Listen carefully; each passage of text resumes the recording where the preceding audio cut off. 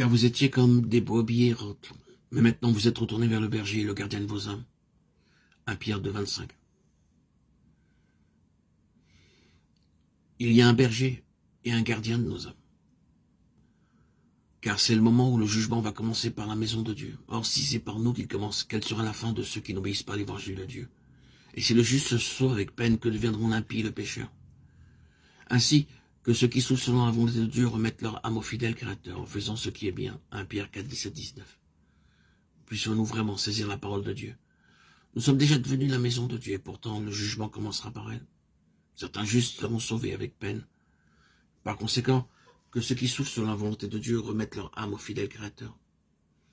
Nous devrions être déterminés à ne rien céder à notre âme, ni chercher à satisfaire ses désirs, mais à souffrir selon la volonté de Dieu. C'est pourquoi, frères, appliquez-vous d'autant plus à affermir votre vocation et votre élection, car en faisant cela, vous ne broncherez jamais. C'est ainsi en effet que l'entrée dans le royaume éternel de notre Seigneur et Sauveur Jésus-Christ vous sera largement accordée. 2 Pierre 1, 10, 11. L'apôtre s'adresse à ces personnes qu'il appelle frères, indiquant ainsi qu'elles sont déjà nées de nouveau. Néanmoins, il est signalé ensuite qu'elles doivent s'appliquer à affermir leur vocation et élection. Avoir la vie éternelle, c'est avoir quelque chose d'immuable. Mais dans le royaume, certaines personnes pourront être éloignées. Comparons ces deux phrases, se sauve avec peine et largement accordée. L'entrée dans le royaume éternel de notre Seigneur et Sauveur Jésus-Christ. La première phrase parle d'une personne comme étant tout juste sauvée. Il n'y a que la nouvelle naissance, rien de plus.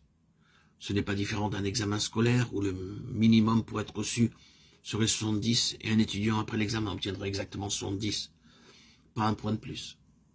Spirituellement parlant, quel lamentable résultat. On peut presque le regarder comme quelqu'un étant à demi sauvé simplement. Au lieu de cela, nous devrions être de ceux dont l'entrée dans le royaume leur sera largement accordée. Ici, nous pouvons justement utiliser une histoire pour illustrer ce point. Immédiatement après la Grande Guerre d'Europe, un grand défilé eut lieu à Londres, jamais avant dans l'histoire de cette ville. Le nombre des spectateurs n'avait été aussi important. La guerre venait de se terminer et les soldats, marchant triomphalement, rentrant au pays. Ils furent accueillis chaleureusement et avec joie par la nation entière. Partout, les soldats défilaient, nombreux étaient les applaudissements et les louanges.